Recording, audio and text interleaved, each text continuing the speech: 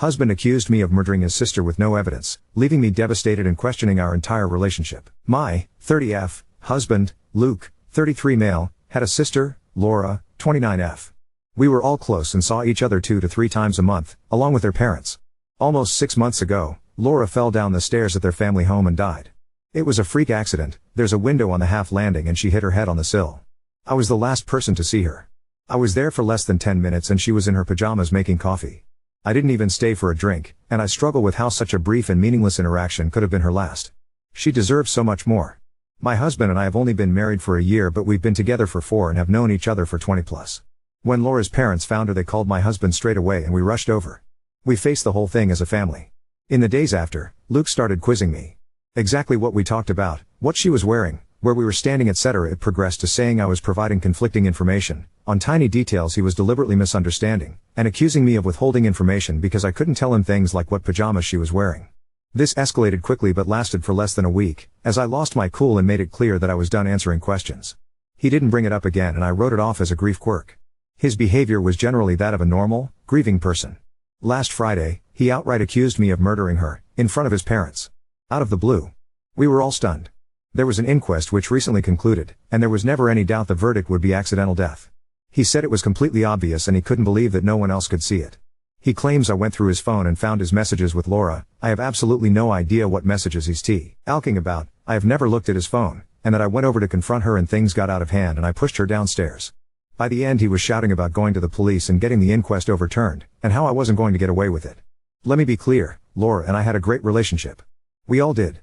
I have no idea where this has come from, other than these messages I haven't seen, and even then, I don't think there's anything I could ever see on someone's phone that would drive me to murder. It's just ridiculous. He's been with his parents since this happened and will not talk to me at all. I've had some contact with his mom, but she's not being very communicative. The last I heard, she didn't know what messages he was referring to either. I am still completely stunned and I have no idea how to proceed. I made a commitment to be there for him always, and I understand that grief can manifest in strange ways, but part of me feels like my love for him died the second he called me a murderer, and I don't know how we could possibly work through this. I also really don't want to be thought of in this way, and I have no idea if he has said anything to people we know. I obviously haven't. A brain tumor or psychotic break has crossed my mind and I suggested it to his mother, and she just said she'll talk to him. Other than the questions before, he hasn't been acting odd. Obviously he's been grieving, but he seems sane and sensible other than this. I feel like I'm going mad. Does anyone have any advice at all? Edit. It has come to my attention that I accidentally used Laura's real name once in this post. Can I kindly ask that anyone who commented who is real name? Delete their comment, as I really don't want this to bleed into my real life. For obvious reasons. Update 1. Firstly, thank you to those who helped me get to my husband's iCloud backups through an old iPad. I wasn't expecting much from Reddit, but I got valuable PR, tactical advice before my post was locked, and I appreciate it. There were no crazy, or even suspicious messages. I've searched for over 100 terms and scrolled back over years. I saw a side of them both I wasn't expecting, but nothing that explains the claim I murdered Laura over their chats. Nothing to suggest he was cheating. Absolutely nothing to suggest incest. I repeat, no incest. No weird gaps where deleted conversations or a switch to another app would fit. Just siblings making plans, sending memes, and gossiping. They said unexpectedly horrible stuff about a few people, but not me. It was a sort of relief, but it raised more questions than it answered. I sought legal advice, also from Reddit, after posting here. Turns out my options are divorce him or sit down. I contacted my community mental health team, who said they'd reach out, but made it clear it wasn't urgent.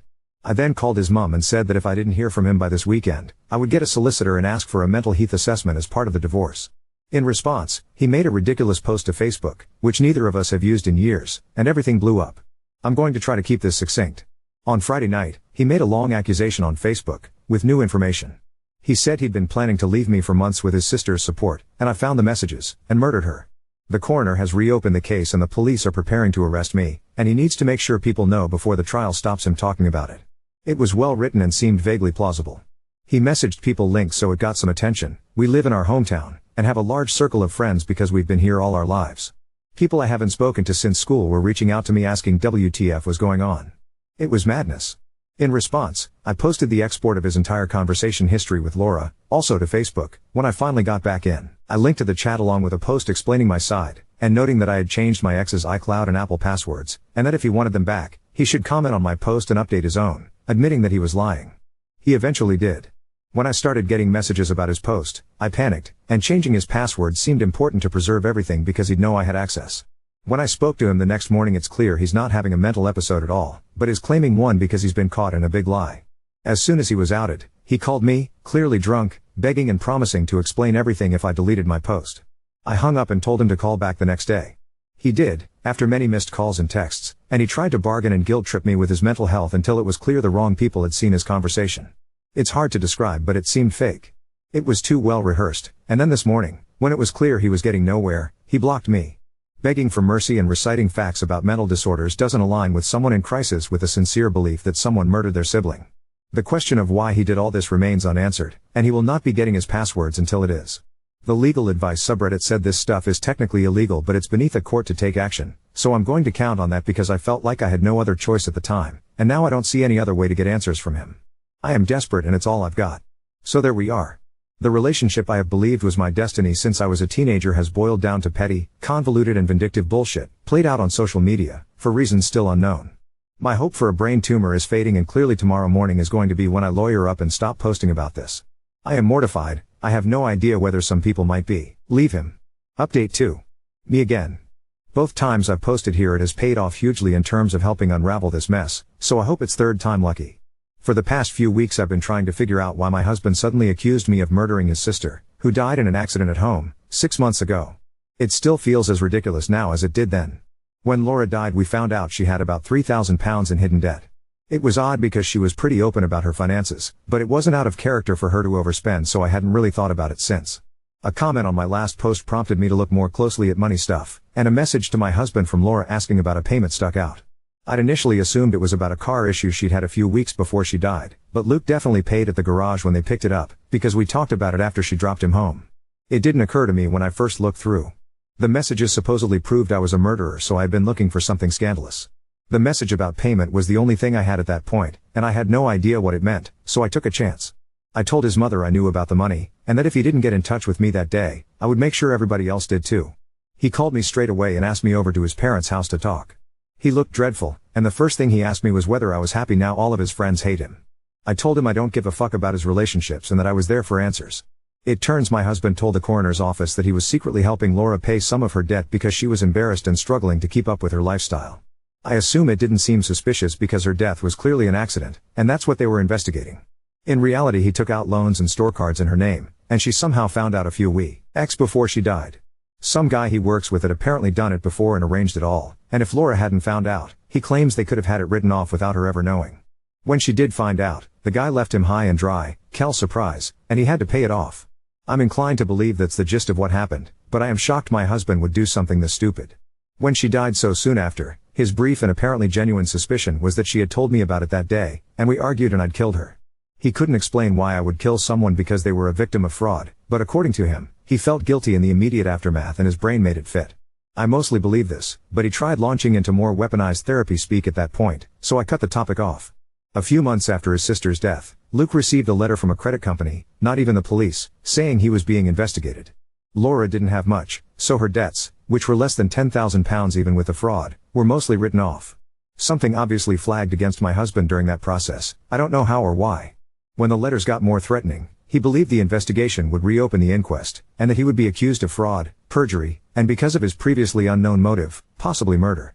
He claims the only thing the company investigating him actually knows is that the fraud came from our address, so accusing me would make it impossible to prove because it would be a coin toss, his words, as to which one of us took out the credit in Laura's name.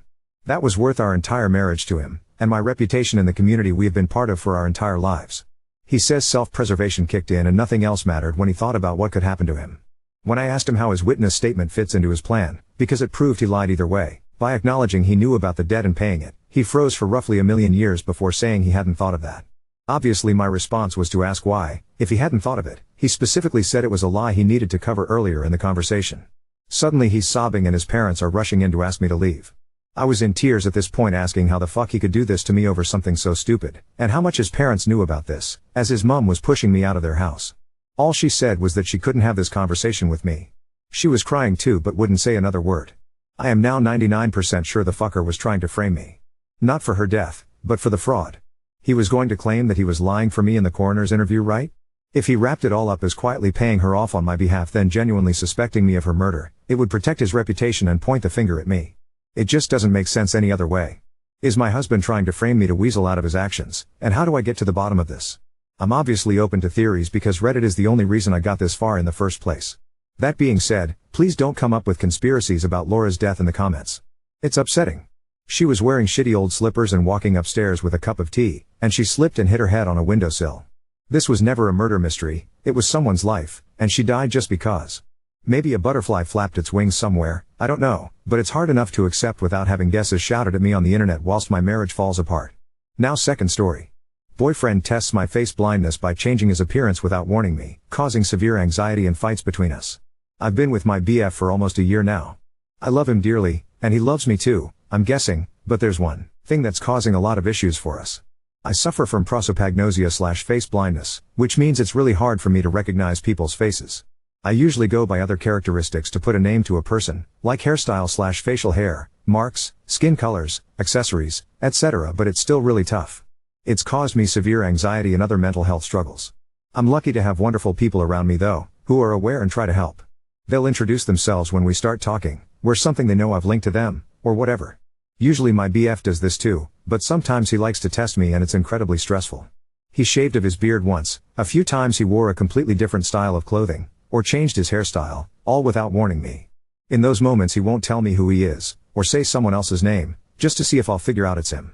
He'll make jokes saying he'll try to switch with one of his friends and see if I'll stay loyal. I usually do realize it's him, but it causes me a lot of anxiety. We've had big fights on this. He says he's allowed to change his look, I'm not a cartoon character, I ask him to warn me. Don't get me wrong. He cares about me, but I don't think he gets how stressful it is. How do I make it clear? We have a lot of great times together, there's just this bump, update 1. I went to talk to him, showed him this and told him he can't do it anymore. The conversation was a lot. First he was angry I made this post, then he was angry I was taking it all so serious. Lots of apologies and so on. He again said he was just trying to make a tough situation more light, I said it's too much. He said I can't take a joke and I need to let him be him. That he always tells me when he's been joking and if he was really keen on hurting me he'd just do things and not tell me, so him telling proves he cares. That one got me uncomfortable. At one point he said he just wanted to test if it was real, because I could just be using it as an excuse to do anything. I left after that cause we were just going in circles. There was a lot of me making an issue of one small thing. I'm exhausted. He's still blowing up my phone with love and apologies, but you guys made me realize a lot. Thanks, really. I'm trying to stay rational about it but it's hard, because I do care about him a lot. I'm gonna get a few hours of sleep. Thank you again. Update 2. I wasn't aware about the real meaning of his pranks and what it said about him and our relationship. I went to talk to him the same evening I made that post, with the intention of making clear he can't pull all that anymore. The conversation escalated. We talked for hours into the night and every day since. There's been a lot of messages. He got angry about the Reddit post I made, I showed him, angry at you guys, angry that I couldn't take a joke and listen to strangers. Said things like he in the beginning didn't believe I actually suffered from it, and would use it as an excuse to cheat on him. That now he does believe, but, due to bad breakups in the past, he has a hard time trusting I won't use it as an excuse regardless. Said he was joking about it because he wanted to make a tough situation lighter and that's just his sense of humor. That if I loved him, I'd accept that. When I made it clear I was done, it got even worse. He began apologizing a lot. Said he didn't realize it was such a big thing for me, again, didn't make any sense with all said before. In the same breath he said that he at least told me. To the people who thought he actually had planned to trick me by using one of his friends, I think y'all may be very right, to be honest I was done. I do care about him a lot, can't just shut that off, but it's never going to work. There's been many messages/calls/ etc. He dropped some vague hints that sometimes he pulled pranks I wasn't aware of. I don't know if that is true, or he's just in a bad place right now. He also came to my place to apologize again. But I suspect he didn't expect I'd immediately recognize him, as he didn't apologize till I said his name. He's not evil, but just very messed up RN.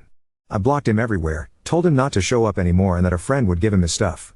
I'm going to delete this account soon but, I wanted to thank you guys for helping me realize it. I genuinely don't think I would have. I'm heartbroken, but a bit relieved as well. Update 3. It's been a wee bit, and since I'm still getting messages about this, I thought I'd just give one big update for this. So more than a month ago I broke up with my BF because he kept pulling pranks involving my face blindness.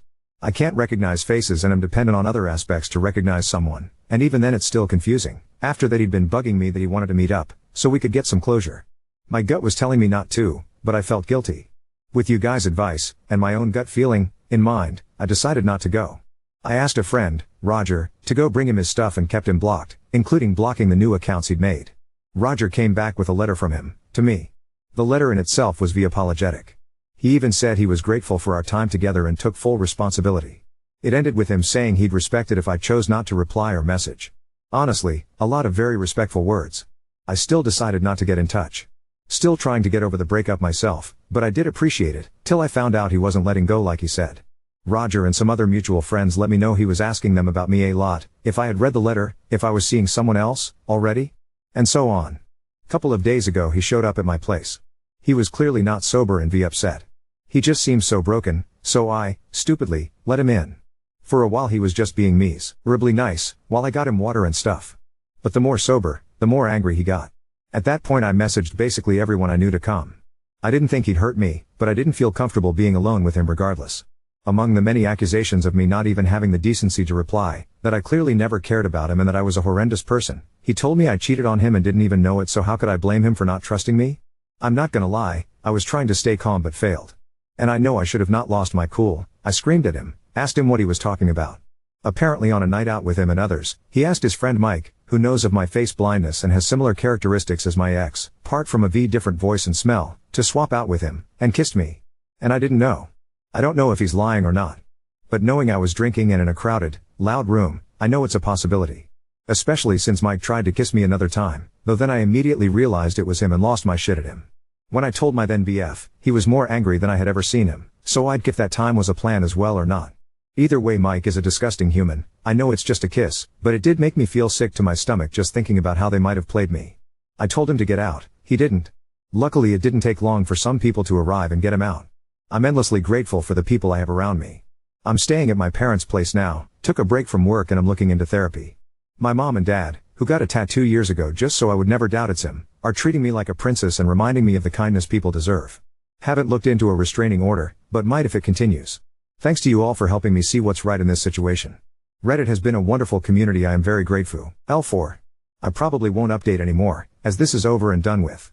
But I'm glad I got to pour my heart out to y'all. We broke up nearly 3 months ago, it wasn't pretty. There were a lot of things not right between us. Among other things, he kept messing/joking with the fact that I have a severe case of face blindness. I wasn't perfect in this relationship either, BTW, not trying to make him the villain, usually I go by voice, obvious traits and so on. I'm lucky enough to have a lot of wonderful people around me who'll introduce themselves once we start talking, warn me if they change their looks or even get/wear something that'll help me, like my dad who got a tattoo, just for me, but it's still hard and gives me so much anxiety. So maybe I'm imagining it all? I stayed with my parents and we cousins for a while after the breakup, but since I'm home, I feel like he's still around. The first time, I went to a club with a friend and her BF, started dancing with a guy and went outside with him to get some air. The moment we stepped outside and I heard his voice, I knew it was him. I was so sure. I freaked, went inside again and left with my friend. I messaged him later and he denied it vehemently, telling me he was not even near there. That we can meet up and talk if I want. My friend says she's not sure, she was off with her BF and didn't see him. So maybe I am wrong. My gut says it was him, but I can't trust my brain with these things. There's been more incidents like this since. If I go out, sometimes I just feel like he's there. Like I'll see a guy focused on me and will know it's him, but he'll deny it. Or someone will come to my job and I'll recognize the voice, but he responds so confused and I'll feel like a crazy person making a scene, so I just quietly give him what he needs. I'll go to the grocery store and a guy will suddenly be next to me. He won't even say anything to me, but the smell/traits tell me it's him. But then later he denies it all. It's not every day, why, or something. Once a week, maybe not even that. But it's enough to make me feel so on edge. The thing is, I could be wrong. Maybe it was never him. I don't go out a lot anymore, unless I'm with someone. I keep my phone in my hand in hopes of snapping a picture to show to my friends. Looking into how to get a camera. I don't know what else to do, really. I'm afraid if I talk to others about it, they'll simply dismiss it. At the same time he's still messaging me, just as kindly as when we first started dating. He says he's worried about me, that he wants to help. And I just feel like I'm going crazy. Maybe I am. I have a quite severe case of face blindness, but have my own ways to get around, like all of us. But still I can never be completely sure who's in front of me until they confirm it. I'm sure you know the feeling. Now I have had wonderful people in my life who make it so much easier for me. But have you had people who don't do that? My previous BF messed with me sometimes and I sometimes worry he might still be. But it's hard to be sure, when I can't trust what I see. Sometimes I'm so sure it's him, but he'll deny it and I can never convince myself to be 100% certain of what I saw. Update 4. I posted here a while ago about how I wasn't sure if my ex was messing with me, and my face blindness, or if I was just being paranoid. I now know it's both. I really did feel like a crazy person. The day I made the post I broke off contact with him again. I got a few more messages from him, all kind and concerned-ish. Even some mutual friends, and one girl I barely know, reached out saying they were worried because of what my ex told them. But here's the thing, I did manage to subtly make 2 videos, 2 different times, in which my parents could clearly see him. Honestly, I was an absolute mess. Since then I've also been staying with my parents again and took a break from work. We're trying to look into a restraining order, but it's not that easy. There's some redemption though. A friend did what I didn't have the balls to do and completely exposed him. Got some very angry messages from my ex after, in which he, among other things, said he just happened to be in the same place, but now I'm making him out to be some kind of stalker because of my insecurities. Doesn't explain why he didn't just say it was him though, or how it happened at least twice in less than 2 weeks. That's where we're at right now. I wish I could tell you more. I'm kind of stuck right now. I have no proof about the previous times. Even more so, there's been moments in the past weeks I also thought it was him, and it wasn't. Either confirmed by video, or because I wasn't alone. Then there's been some times in the last weeks where I didn't manage to get any recording/photo. Though I am relieved to have some answers, I'm also heartbroken. I don't know how to process knowing there's people that'll abuse my flaws in this way. I feel incredibly paranoid and it's exhausting. I'm looking into moving away. At the same time I'm hopeful this is the end of it, that him getting exposed will be the end of this. Multiple people have told him to back off and leave me alone. I'm happy to be home with my parents for now.